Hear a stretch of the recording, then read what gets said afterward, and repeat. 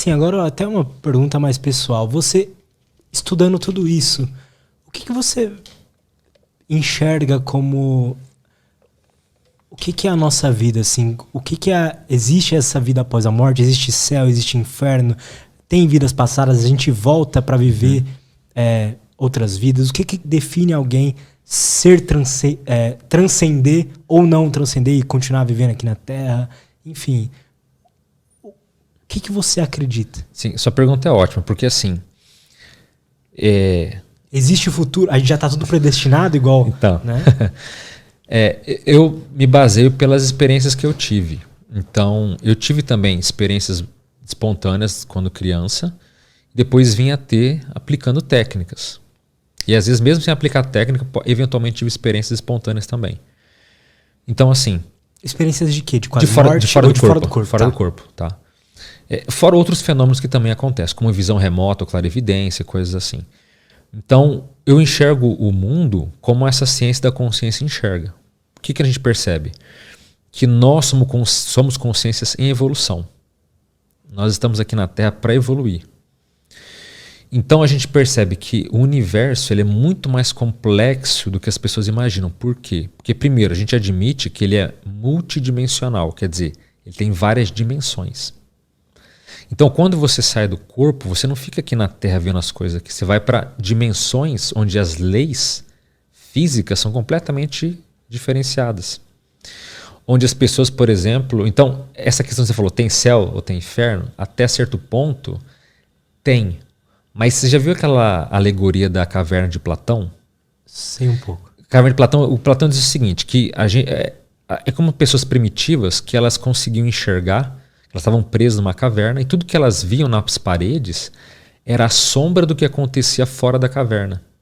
Então as pessoas tinham uma vaga ideia de como era a vida. E até que uma pessoa se liberta, ela consegue ir para fora da caverna e ver, não as sombras, mas ela vê como o mundo é, como a realidade de fato existe. Uhum. Só que quando ele volta para a caverna para contar para as pessoas, ninguém acredita, ninguém aceita. E ele fica sendo, às vezes, meio deslocado.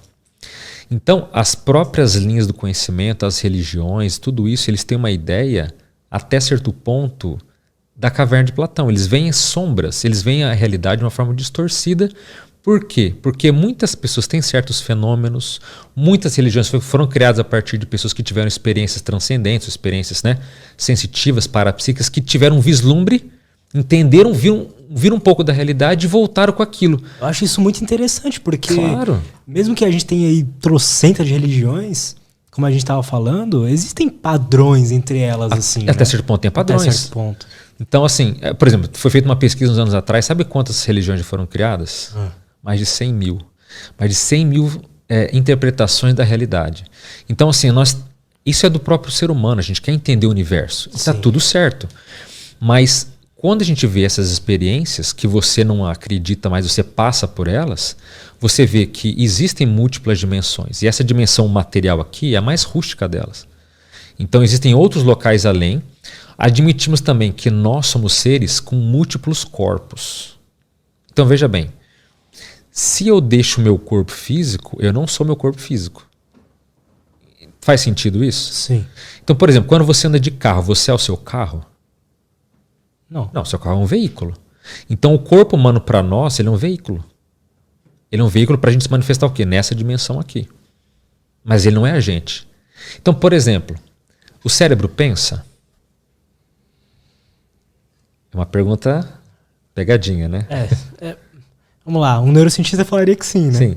Mas veja, imagina uma pessoa que ela sai do próprio corpo e ela olha o corpo dela e ela fala, peraí, mas sou eu que penso ou o meu cérebro que está ali na minha frente? Entendo. Então olha a reflexão. Então a emoção vem do coração. Claro, é uma representação simbólica da emoção do coração. Mas assim, você nas experiências fora do corpo, você tem emoções. Às vezes mais intensas do que aqui. Então a emoção não é um processo do corpo. O corpo ele é um veículo. Nossa, então, isso é muito interessante, cara. Sim, é muito interessante. E tem casos, para você ver que o universo ele é tão mais complexo, que além de ele ter várias dimensões, existe uma dimensão a mais evoluída que a gente conhece, chamada de dimensão mental. Meu canal tem o nome por causa disso. Porque existem... Pensa uma pessoa que passa duas experiências fora do corpo na mesma situação. Então ela sai do corpo e se vê que nem lá no filme do Doutor Estranho, ou no filme que você vê... Aquele que sai do corpo é aquela réplica translúcida, sabe? Aquele corpo sutil, que alguns chamam de espírito e tal. Então ela se vê fora do corpo com aquele corpo translúcido, mas ela pode passar por uma segunda experiência fora do corpo. Ela deixa esse corpo translúcido e se torna um corpo mental. Ela não tem mais forma humana. Ela não tem mais forma. É como se fosse um ser de luz. Ela é uma massa pensante. Ela é um ser consciente que pensa, que tem energia, mas que não tem mais forma definida. E quando você se manifesta com esse outro corpo, existe essa dimensão mental onde não existe mais forma, nem tempo, nem espaço como a gente conhece. Então muitas pessoas na EQM, a minoria, nem todas, mas passam por essa experiência nesse nível. Elas não têm mais formato humano e elas falam, olha, eu fui para um local onde não existe mais o tempo e não tem espaço. Quer dizer, pensa num local onde não tem quadrado, não tem forma. É impossível pensar, né? Então, pra quem nunca viu. Então, o nosso cérebro não está condicionado para ter uma experiência dessa. Por isso que quando você volta, é até difícil botar em palavras o que você viu, sentiu, porque não tem referência aqui. Mas muitas pessoas na própria EQM, às vezes nem chegaram na dimensão mental, elas ficam na dimensão ali chamada extrafísica ou astral, e ela já tem dificuldade de narrar o que passou com ela. Então, o universo ele é multidimensional, que tem várias camadas de dimensão, até essa dimensão, que não tem forma, e quem vai lá fala, não, a realidade do universo é aquilo. É o extremo da evolução do universo. E as pessoas que estão lá, todas de corpo mental, sem forma definida, mas todas num grau de evolução, todas estão num grau de aperfeiçoamento. Então a gente admite que no universo tudo é energia menos a consciência. A gente não entende muito bem a nossa essência. Apesar desses fenômenos, tem muita coisa em aberto ainda. Então, como é que eu vejo a vida? É um processo difícil de dizer porque é tudo muito avançado, mas o frigir dos ovos, se a gente pudesse resumir, nós estamos aqui para evoluir. E nessa evolução existem vidas passadas, a gente admite isso pela prática. Então tem casos que a pessoa tem a retrocognição, a regressão, né, esse fenômeno, e ela consegue identificar roupas, linguagens e cenas que depois ela vai ver e na história realmente existiu, do jeitinho que ela viu. Por isso a gente fala, também não é alucinação. E existem casos de exceções. Tem pessoas que veem muito filme e de repente ela tem falsas memórias de coisas que ela viu no filme, por exemplo. Isso tem. Tá? Eu imagino que deva ser difícil estudar isso, como diferenciar, né? Mas, por exemplo, no caso da própria EQM, ou na própria experiência lúcida fora do corpo, quando você tem, você diz assim, olha, foi a coisa mais real que aconteceu comigo. Muitos falam assim, doutor, foi a coisa mais real que aconteceu comigo. Então a pessoa não tem um pingo de dúvida de que aquilo existe. E eu já ouvi dizer muito assim que não de experiências de quase morte, como eu falei, eu não conheço muito, mas de experiências